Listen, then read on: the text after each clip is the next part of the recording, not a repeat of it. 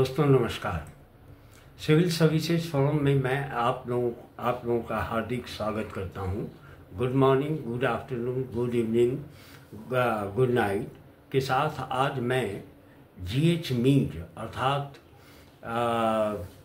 George Herbert Mead के जो सैद्धांतिक आयाम सेल्फ है उसके फंक्शंस की चर्चा करूंगा। जैसे पिछले एपिसोड में मैंने आप लोगों के बीच में रखा था, उसी धारा को कंटिन्यू करते हुए मैं आप लोगों के बीच में स्पष्ट करना चाहता हूं कि जीएच मीड ने सामाजिक मनोवैज्ञानिक व्यवहारवाद अर्थात सोशल साइकोलॉजी बिहेवियरिज्म को जो है वह मूल रूप से सोशल बिहेवियरिज्म में बदलने का कार्य किया है। अर्थात सोशल साइकोलॉजिकल बिहेवियरिज्म के साथ नहीं, उससे अलग हट करके या उसी के आधार पर सामाजिक व्यवहारवाद की धारा को परिभाषित करने का प्रयास the theoretical paradigm of self के तहत जीएच मीड ने की है। और ये सेल्फ का जो कॉन्सेप्ट है उसे सोशल साइकोलॉजिकल थ्योरेटिकल पैराडाइम से अलग हट करके मूल रूप से उसे जो है सोशल बैकग्राउंड उसका तैयार करने का प्रयास किया है, जिसकी व्याख्या जो है उसने अपनी पुस्तक माइंड, सेल्फ एंड सोसाइटी में व्यापक रूप से की है, जिसमें इस अवधारणा के तहत, इस सैद्धांतिक दृष्टिकोण के तहत उसने मैं अर्थात आई और मी अर्थात मुझे के आधार पर स्व के अर्थात सेल्फ के सिद्धांत का विश्लेषण करते हुए महत्वपूर्ण अन्य अर्थात सिग्निफिकेंट अदर सिद्धांत का प्रतिपादन किया है। देखें, थोड़ा सा जो थ्योरेटिकल पैराडाइम है इसका वह थोड़ा कंफ्यूजिंग है, इसको समझने में दिक्कत है। लेकिन पहली मान्यता यह है कि सोशल साइकोलॉजिकल बिहेवियरिज्म से अलग हटते हुए उसने सोशल बिहेवियरिज्म के माध्यम से the theoretical paradigm of self की अवधारणा का प्रतिपादन किया है। दूसरी बात यह है, इस अवधारणा के तहत उसने आई और मी के जो उसके प्रोपोजिशन हैं उस प्रोपोजिशन को स्पष्ट करते हुए तीसरी धारा सिग्निफिकेंस जो है उसकी वह जो सिग्निफिकेंस अदर जिसका जो थ्योरेटिकल पैराडाइम है उस थ्योरेटिकल पैराडाइम को विश्लेषित करने का, प्रतिपादित करने का कार्य करने के बाद आत्म के प्रकार की व्याख्या की है, अर्थात सेल्फ के फंक्शंस का इंटरप्रिटेशन किया है, उसकी चर्चा की है और कहा है कि आत्म के प्रकार की व्याख्या करते हुए स्पष्ट रूप से उन्होंने संचार स्थिति का विश्लेषण एवं निर्देशन के साथ साथ स्वनियंत्रण तथा स्वनिर्णय परिचय मन एवं समस्या का समाधान के मुद्दों के आधार पर आत्म के प्रकारों की व्याख्या की है। अर्थात मीड की मान्यता है कि संचार आत्म अर्थात सेल्फ की अवधारणा के तहत एक वस्तु ऑब्जेक्ट के रूप में कार्य करता है, ताकि मानव संचार मूलतः प्रतीकात्मक है। अतः आत्म के अभाव में व्यक्ति अपने आप से एवं अन्यों से संचार नहीं कर पाएगा। परस्पर संचार करने वालों से प्रचार करने वालों से प्रतीकों का होना अपरिहार्य है, क्योंकि यह संचार का सबसे डोमिनेंट सोर्स होता है, एक मीडियम होता है। आत्म के प्रकाश के संदर्भ में स्थिति के विश्लेषण को मीड ने संचार के बाद सबसे महत्वपूर्ण इकाई के रूप में स्थापित किया है। इसके तहत उसकी मान्यता है कि आत्म ही व्यक्ति को प्रत्येक स्थिति के विश्लेषण करने तथा उसके अनुरूप निर्णय लेने योग्य बनाता है। स्थिति के विश्लेषण के बिना निर्णय लेना विवेकशील नहीं होता। आत्म के रूप में ही व्यक्ति सभी प्रकार के अनुभवों का लेखा जोखा रखता है। मीड ने आत्म के प्रकाश के तीसरे आयाम की व्याख्या करते हुए कहा कि स्वनिर्देशन एवं स्वनियंत्रण का विश्लेषण अर्थात सेल्फ डायरेक्शन और सेल्फ कंट्रोल का विश्लेषण करते हुए कहा कि व्यक्ति बाह्य उत्प्रेरणा अर्थात जो आउटर मोटिवेशन के प्रति निष्क्रिय रूप से प्रतिक्रिया नहीं करता है, वरन ऐसा करने से पूर्व वह सोचता है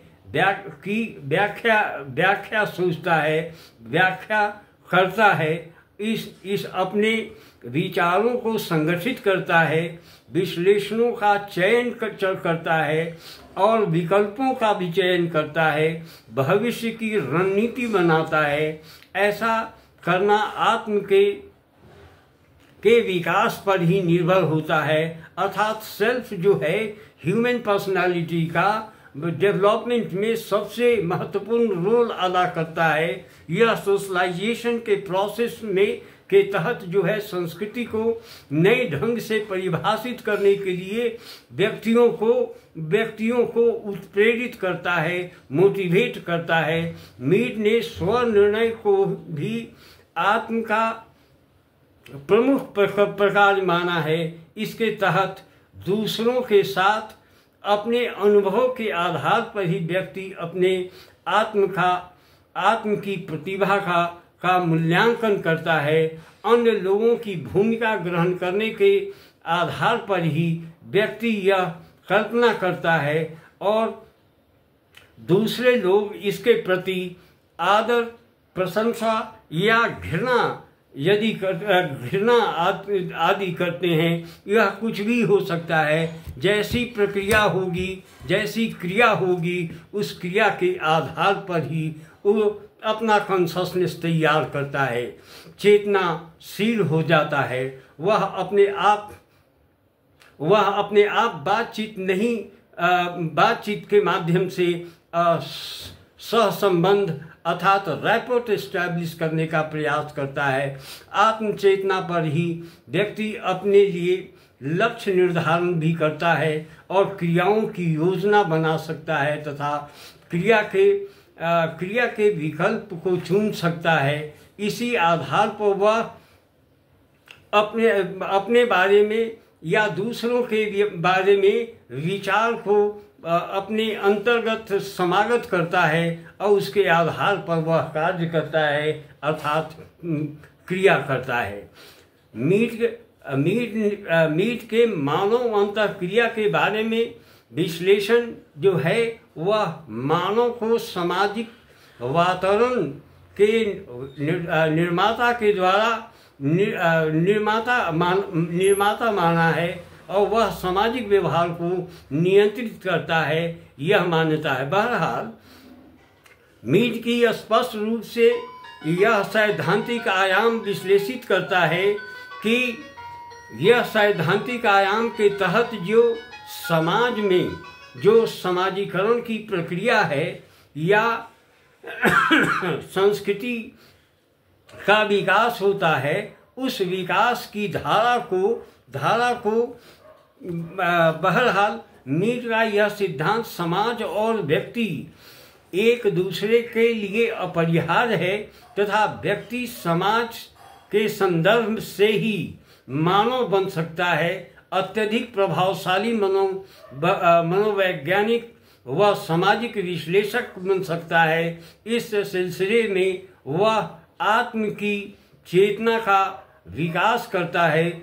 जो विचार की पूर्व आवश्यकता है, दूसरों की भूमिकाओं को ग्रहण करना सीखता है। आत्म विकास एवं क्रिया के लिए आवश्यक होता है कि प्रतीकात्मक संचार के बिना यह सहकारी प्रक्रिया संभव नहीं होगी। मानव प्रतीकों के दुनिया में रहता है, जो अर्थात सिंबल की दुनिया में रहता है, और खास करके 21वीं शताब्दी जो है, जो संचार की क्रांति के रूप में माना जाता है, यहाँ यह दर्शन जो है मूल रूप से जो विकसित होता है कि जब तक सिंबॉलिक इंटरेक्शनिज्म का व्यवहार विकसित नहीं होगा, तब तक समाज में किसी भी प्रकार का विकासात्मक धारा को खींचा नहीं जा सकता है। यह मान्यता जो है मूल रूप से स्वीकार करता है कि यह धारा जो है, सामाजिक धारा जो है, वह सोसाइटी को एक नए डायरेक्शन में ले जाता है। और इसकी स्पष्ट मान्यता है कि द फंक्शंस ऑफ सेल्फ, आत्म के प्रकार के अंतर्गत मीड ने परिचय को अर्थात इंट्रोडक्शन को अत्यधिक महत्वपूर्ण माना है। और यह इंट्रोडक्शन जो है अंतःक्रिया के बिना नहीं हो सकता है, अंतःक्रिया के बिना संभव नहीं है।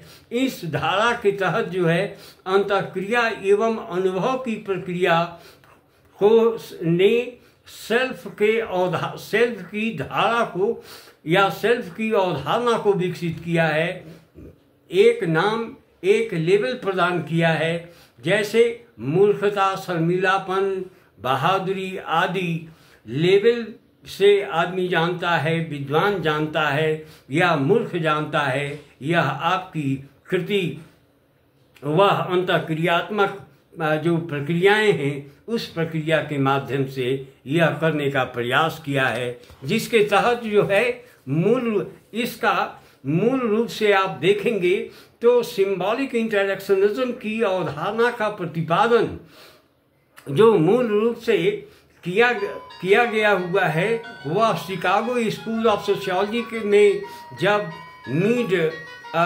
मीड का दौर चल रहा था साइकोलॉजिकल और सोशियोलॉजिकल वर्ल्ड में, तो उस धारा से प्रस्फुटित होकर के इसका विकास हुआ है। इसी का प्रतिफल हर्बर्ट ब्लूमर ने सिंबॉलिक इंटरेक्शनिज्म के सिद्धांत का प्रतिपादन किया कालांतर में, जो मूल रूप से G.H. मीड की मौलिक अवधारणा है। तो यह मैं इस बीच में आप लोगों को स्पष्ट कर देना चाहता हूं कि यह धारा जो है अति महत्वपूर्ण है। Thank you very much. Good morning, good afternoon, good evening, good night. आशा है आपको यह एपिसोड पसंद आया होगा और चैनल को सब्सक्राइब करते रहिए, शेयर करते रहिए, लाइक करते रहिए। Okay, good night, thank you very much.